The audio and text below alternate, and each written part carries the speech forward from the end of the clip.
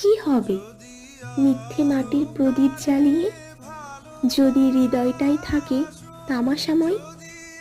কি হবে মিথ্যে ভালোবাসার প্রতিশ্রুতি দিয়ে, যদি নাই বা পারলাম ছাত্র জীবনের বেকার প্রেমিকটিকে ভরসা করে প্রতিষ্ঠা পাওয়ার পর তার হাত ধরে বিয়ের পিঁড়িতে বসতে?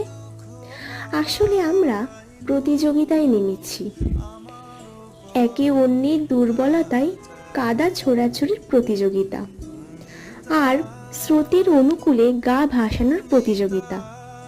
প্রকৃত আলো সেই দিনই জ্বলবে ঘরে ঘরে, যেদিন আমরা স্রোতের বিপরীত ঘটনাগুলোকে গ্রহণ করতে পারবো হাসি মুখে, আর যেদিন আমরা জ্বালাতে পারবো হৃদয়ের আলো, সেই দিন প্রতি মুহূর্ত প্রতিদিনই পালিত হবে দীপাবলি উৎসব।